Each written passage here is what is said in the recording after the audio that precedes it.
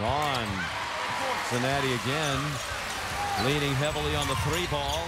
Goodson, the pull-up from the free throw line, got his own rebound and was stripped.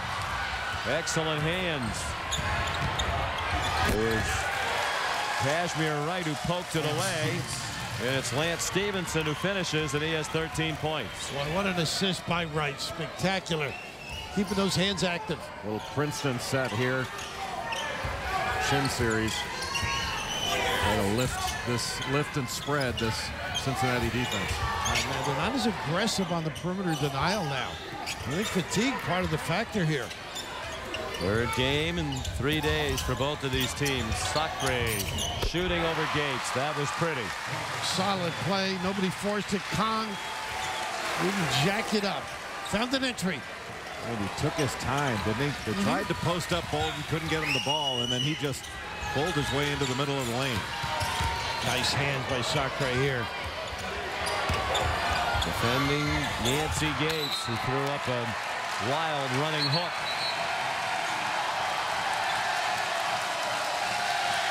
He is struggling first with size and now with strength. Foster initially, and now Sacre using that bulk to make it a tough delivery. Now a 3 would tie it for Gonzaga, under 5 to go. The same thing they just ran. Well, look at they backed off on the aggressive D. There goes Bolden down into the post. And Nancy's not going bite. Stephen Gray, he knew it was off. He went running after it. And it was out of bounds, last touched by Robert Sacre. There are some bodies flying out there. Physical defense by Cincinnati. Guys are starting to droop a little bit, aren't they? Even though Gates missed that last opportunity, I think he got going a little bit too fast. And he made that move in the post. I still think that Cincinnati needs to look inside. Play inside out.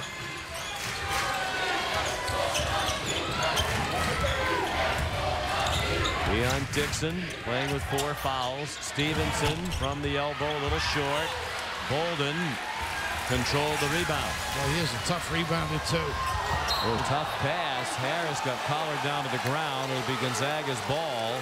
A rebound, by the way, Bolden was his 9th, so even on a night when some of his game's been off, he's contributed significantly on the glass. Yeah, he averages a little over 5 a game, and wow, that was a face mask. 15. Our 15-yard penalty for pass interference there. Bolden for 3 and the tie. Toughest guy, the inbounder.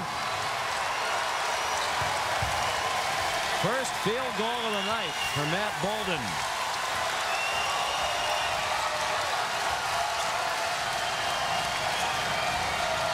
Nice help.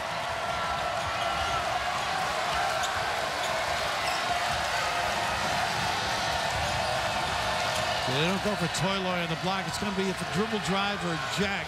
Kashmir Wright with the response for Cincinnati. Woo.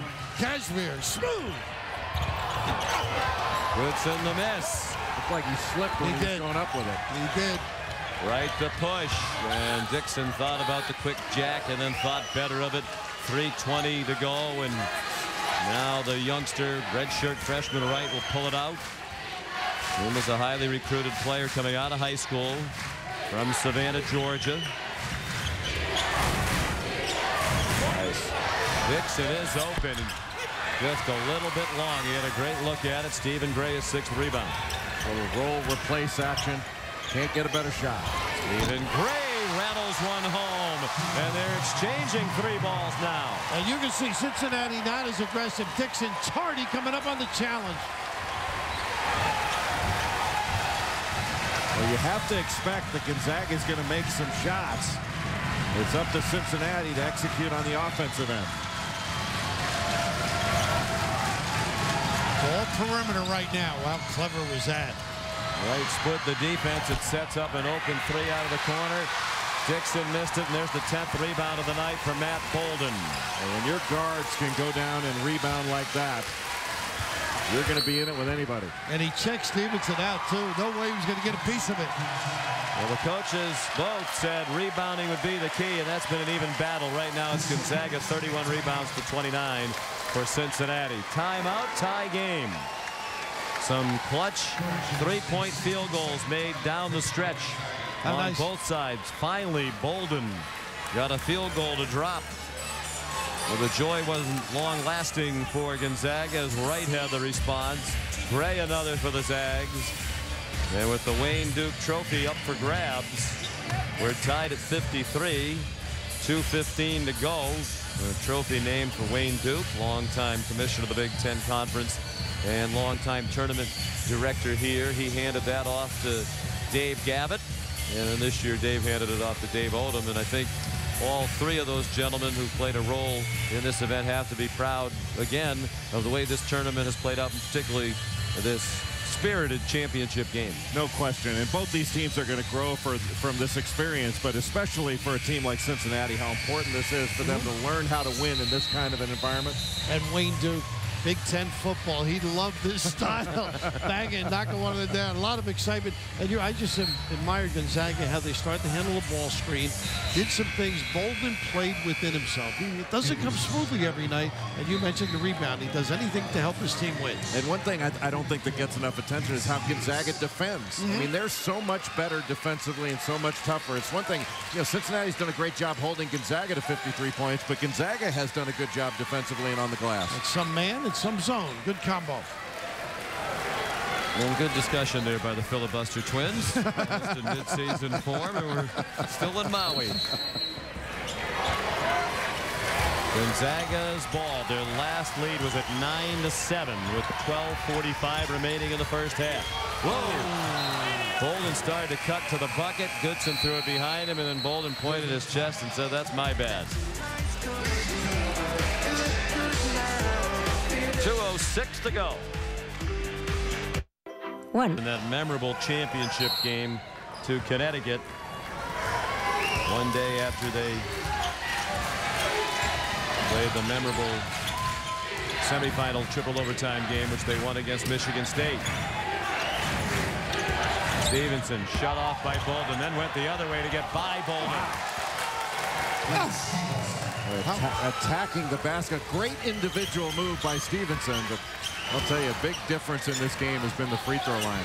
Gonzaga has been getting to the free throw line, and Cincinnati has not. Only 4 free throw attempts for the Bearcats. Well, you dropped your jaw on that move, by the way. Oh, man, he just protected the ball, took over.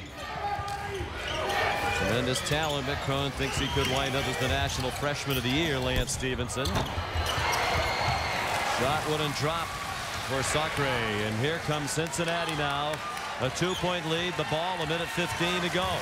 Harris was right there for an offensive rebound and just took an extra bounce. It did. And Mick Cronin calls the timeout. Sports Center comes your way next on ESPN. Gifted offensive player. Maybe the 12th best high school player in the country by ESPN.com last year. Remaining in regulation time. Wouldn't you like to see the other 11? Yeah. Here's Stevenson.